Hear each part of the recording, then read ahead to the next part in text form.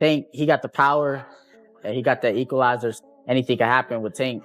But Tank give away a lot of rounds. A pitch pick with 1,000 keys on it. But every key, they knew that key was for a certain door to get into the building.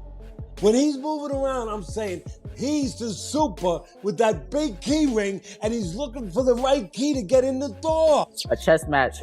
Did you understand in that moment, like, why he is who he is? Yeah, I seen why he's able to beat these guys. Curmel Moton sends a clear warning to Lamont, advising him to reconsider facing Gervonta Davis in a rematch after Tank's powerful new look surfaced.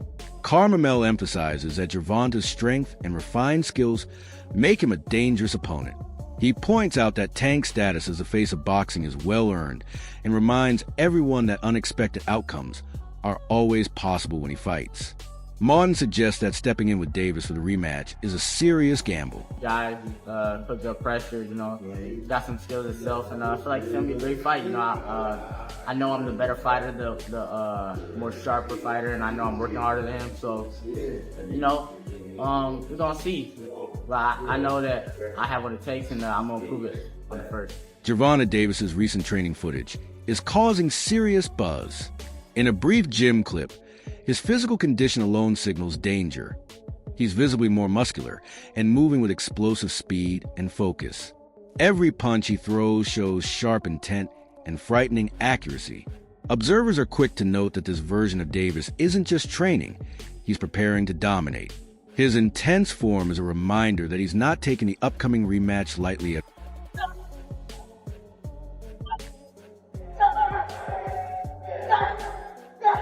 Curmel Moton shares a rare and personal insight from his time sparring with Gervonta Davis. He recalls the experience with a tone of respect and caution, having witnessed firsthand the intensity Davis brings to the ring. It wasn't just about power, it was about precision, timing, and pressure that overwhelmed him. Curmel saw how Tank systematically breaks down opponents and forces them into survival mode. That session gave him a clear understanding of why even experienced fighters struggle against Davis. It revealed the physical and mental demands required to face someone operating at such a relentless and calculated level. What was it like when you sparred him? I know you sparred Tank early on. Yeah. What was that experience like? Like, replay that experience for me. Like, you coming out of it, what was your thought? Yeah, I was nervous at first. I think I was 15 at the time we sparred, so he wasn't really like trying to knock me out or nothing like that. But we was going like, he was using the speed on me. Like, we was both like going speed for speed, and it was great. It was like a chess match. Did you understand in that moment, like, why he is who he is? Yeah, I seen why he's able to beat these guys. Then I also seen why I'm so I got all this hype around me too. Despite knowing the risk, Curmel once expresses interest in facing Davis before the champ hangs up his gloves. It wasn't about ego. It was about testing himself against one of the sport's most complete fighters. Curmel believed that facing someone as elite as It's a big fight. Do you think Tank will retire before you can, because there is a small possibility. He's still at 35, so maybe you can catch him at 40 in 5 years, right? He's, 29? He'll be 29 November, or he's 29 now? One of the two. So he'll be 30. Technically, it'll be like him fighting Loma. Loma's 36. Or you don't even think about that? I don't think about it. I'm not really focused on it. I'm focused on now, my upcoming fights, take one fight at a time, but who knows what the future holds. I do know Tank said that he ain't want to be around that much longer though. From what he said, take care of not Devin no more. He don't even want to fight Devin no more. But Shakur, what's he said, Tiafimo? And I think he said he wanted to retire, but who knows? The frequent comparisons between Curmel and Davis don't go unnoticed. Rather than being offended, Curmel views it as an acknowledgement of his growth. Being mentioned alongside a global star like Gervonta speaks volumes about his promise. He recognizes that Davis has become a defining figure in modern boxing, a face recognized not just for titles, but for consistently thrilling performances. That comparison pushes Curmel to live up to such a high standard. No, I think Lamont Roach is a terrific fighter. He might be a little over his head with Gervonta Davis. Gervonta Davis is, to say the least, he's a beast. He really is. He's a tremendous fighter. He's a dedicated fighter when it comes to training and fighting and making sure that he's in optimal conditions when he steps inside that squared circle. It's going to be a tough night for Roach, but you can never count him out. You know, watching him fight up close and personal, he's sneaky good, which means he can catch you at any time. He can land combinations sometimes at will without you even knowing it. You know, he's that sneaky. So, yeah, it's going to be very interesting. But, you know, obviously Gervonta Davis has the experience. He has the knowledge. He has that mean streak in him that will take you out with any punch. Frank Martin has shared a candid analysis leading into the rematch. He respects Lamont's skill set, but expects the night to be anything but easy for him. From Martin's perspective, Davis's combination of power and ring control will gradually break Roach down. He believes Gervonta will apply consistent pressure, forcing Roach into survival mode. Martin's view is grounded in understanding the physical and mental toll a relentless fighter like Davis imposes from the opening bell. They're trying to get that fight more of a, like, oh, it's going to be a good fight, but no. Roach a decent fighter, but Tank on dog him. Tank on dog him. For sure, I agree. Steven Espinoza's input adds a broader view to the discussion. He mentions that Davis is most effective in the 135 pounds division, where his speed and power align perfectly. Though Davis has competed at 140, it's at lightweight where he truly dominates. Espinoza also reveals behind-the-scenes issues with mega fights, like the one with Shakur Stevenson, where negotiations fell through due to deeper contractual problems. Still, Espinoza is confident about Davis's trajectory and star power. Yeah, for sure. Waking up in Texas and coming over here, I'm like, geez, that cold is different, huh? Yeah, absolutely. Steven, Tank versus Lamont Roach, right? March 1st, we're going to get this fight here in New York. There are a lot of questions of why Lamont Roach, right? Let's not discredit him. He's a great fighter, great chin, high IQ. But why Lamont Roach? That's the questions that all the fans are asking at the beginning. Look, I think the reality is, I think those are fair questions. I mean, look, when you have fighters the caliber of Tank, you know, of Canelo, the bar is always high. You know, when you continue to perform well against high-level opposition, you know, people expect a lot from you know, there were preliminary discussions about the Shakur fight, you know, early on, like back early, you know, for 2024 before this was scheduled. Didn't get very far for reasons I won't go into. But come on. You know, I just think there were, you know, I'm not sure that the time was right. I think, you know, what Shakur was looking for was something different than, you know, he was looking for more of a long-term commitment other than just doing one fight, you know. And so he's got his deal, you know, he's getting busy. He's got a fight scheduled, and, you know, maybe we'll pick up and do something there. But aside from that, I mean, to be candid, you know, those are the big names at 135. I know Tank has gone up to 140, and he would on occasion. He hasn't looked the best there. You know, overall, I think 135 is his best weight. Inside Davis's camp, training is no ordinary routine. It's a show of dominance. One incident stood out. He reportedly floored a sparring partner with a single punch, drawing gas from even seasoned trainers. It's not rare for Tank, whose power often overwhelms fighters in training just as it does on fight night. His focus is razor sharp, signaling he's aiming for a statement win. This time, he's preparing not just to win, but to make a point. Once Tank felt one more power, you actually really think that Lamont could take Gervonta's power? I don't think anybody could take his power. You know he knocked out heavyweights?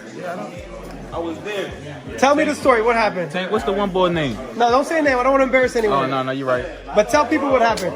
Man, I was about to spar. Before I was about to spar Tank, he was sparring this big boy. A heavyweight. Heavyweight boy. And Tank hit that nigga. He hit him so hard that he was on the top of the rope just like this. I'm like, I thought he died. Like, I ain't gonna lie to you. I thought he died. Tank, is that true? You almost killed a heavyweight in the ring?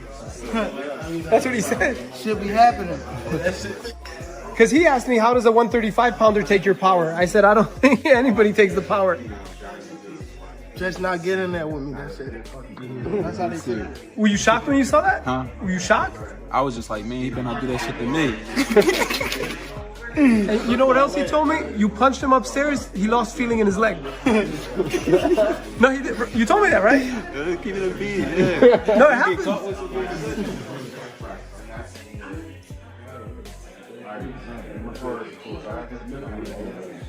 What you doing, bro? You ready?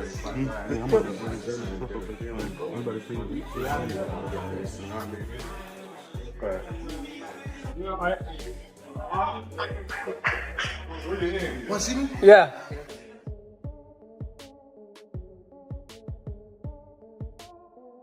Lamont Roach isn't arriving as an underdog looking for a miracle. He's entering this fight seasoned and sharpened, with only one loss on his record. He's developed a style that blends precision with patience. Roach has grown from earlier setbacks and now uses them as part of his strength. His movement and timing are sharper than ever, and his mindset is focused. He's coming in not to survive Davis, but to genuinely challenge him on every... Tank out here selling under 150,000 pay-per-views, you kidding me? Oh man, face of boxing, yeah, turn that shit off. Yeah, we shutting that shit down every single time. Does Shakur really want to fight Tank? I think Shakur could sell a bit more with somebody else, especially in Saudi. I feel like they can find him a dancing partner that'll do a little bit better than 150,000. Okay, I get it. This is why PBC delayed this fight for what, 5 months? Y'all ain't want to pay this motherfucker because y'all know he can't sell. I mean, this should have been evident. If you do the math, Tank has never been that great of a pay-per-view draw. He sold over 300K twice now in his career. He sold over 300K with Ryan Garcia. That's obvious. Ryan's the bigger star. And then he sold over 300 with Martin. He sold about 325. But when we put it in perspective, that Frank Martin fight was a comeback fight after a year layoff, so it was always going to sell. Every comeback fight's going to sell. It was one of the first pay-per-views on Amazon's new PBC deal, so they were really trying to push it. And then he had David Benavidez as the co-main event with Gary Russell and Alberto Puello under them. You take away all those factors that this wasn't a comeback fight. David Benavidez isn't the co-main event, and Amazon has now been in the game for over a year. It makes sense it only sold 150. I know there's going to be a couple of you guys in the comments. No, it sold 500K. Don't be so gullible. They didn't sell 500K. I don't know if Tank's a top... Well, I know for a fact he's not a top 5 draw in the sport of boxing anymore. Well. He's not selling pay-per-views. Bivol better be up just triple him. Well, Jerry, their pay-per-views are cheaper. Don't matter. All that matters is who has more eyes watching him, and Bivol and better. Roach's credentials deserve respect. He has held world titles and proven himself at the championship level. While Davis may steal the spotlight, Lamont has carved out his own legacy with consistency and skill. His past victories show he's not just durable, he's a technician with composure under fire. Critics who overlook Roach's resume miss the depth he brings. Unlike many challengers who fold under pressure, Roach is capable of adapting, resetting, and fighting back with resolve. When the first encounter ended without a winner, the boxing world took notice. For the first time in years, questions arose about Davis's invincibility. That draw wasn't just a statistical result. It was a crack in the image of dominance Gervonta had maintained. Fans and analysts debated whether it was a fluke or a real sign of vulnerability. Roach's performance, instead of being dismissed, became a serious case study in how to fight Davis effectively. Like a real businessman now, you know? He's not all loud and crazy like he was. He's kind of calmed it and tamed it down a bit. So I respect that with Ryan, man, and I think he's gonna be a lot more focused now, and he's actually gonna go and train, and he's gonna definitely put on a show, and I think he's gonna win, man. I think he's gonna win by knockout. How long does that fight go, in your opinion? It won't go past 6. Oh, everyone's been saying that. I don't think it goes past 6. Why? What's up, fam? Why do you guys think it Nah, won't there's go too many past- hoes. Too many hoes in the game of too many hoes. Too many hoes. Too many hoes. Too many hoes in this game. Step in and cut that right on out. Okay, cut that out. Too many hoes in this game, man.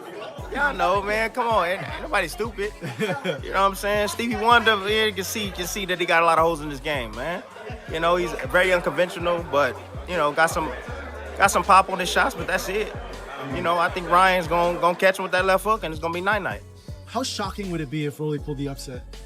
That'll be shocking as hell if Rolly pulled off the upset. Yeah. But I think Rolly's damaged goods, man. I mean, if you look at his last couple of fights, bro, he hasn't been the same since he got knocked out by Gervonta Davis, bro. He hasn't been the same.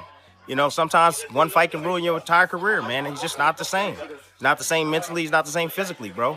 And after he left his coach, the coach has been, that was coaching starting out, good Bullet. He looks a little different. No disrespect to anybody that's working with him now, but he just looks different, bro. It's not the same fighter. What about Devin returning against Ramirez? Good fight, but Devin should be able to outbox Ramirez. I love Ramirez to death. I love him to death, but he can be outboxed. You know, he comes forward. He got great left hook. We're going to see if Devin learned anything. A little slower with the left hook, but Ramirez got pop. He got pop on that left hook, man. So it's a good test for Devin, because you already know what's lined up. Post-fight reactions from Davis sparked debate. Rather than acknowledging Roach's efforts, Davis highlighted personal issues and ring rust as explanations. These remarks didn't sit well with many in the boxing community, who felt it was an attempt to sidestep credit where it was due. While Davis has a right to reflect on his own performance, critics argue that downplaying a close fight can damage sportsmanship and distract from the real growth his opponent showed. We gotta talk about it. So, Tank officially came out and says that he wants to put this rematch as early as May. Now, if that were to happen, Lamont Roach gets a second time to prove himself. Now, in my personal opinion, his stock has already risen. He is already notable. The fact that he went toe-to-toe with Tank on a decision that ended in a draw, whether he loses this second fight or not won't even matter. Because he's directly in line to go against the Keyshawn Davis, the Shakur Stevensons, and etc., the Devin Haney's, and etc. I can see him moving up and going against a Devin Haney or Ryan Garcia or somebody like that. So many people to fight. Lamont Roach has definitely proven himself. But let's talk about something else. And that is the hairstylist situation. In my humble opinion, I believe she should have been quiet. As a hairstylist, there was nothing for you to say. No fan in boxing was going to look at that like, I don't want her braiding my hair. No one would have said that. But she hurt herself when she came out and publicly made multiple claims, got all these receipts that no one needed, no one asked for, saying, oh, this had no grease or oil in it. No one cares. Nobody even believes it. Sometimes it's best to remain quiet. But you guys let me know in the comments. Should she have remained quiet, or should she have did what she did, which is spoke up? You let me know. Through all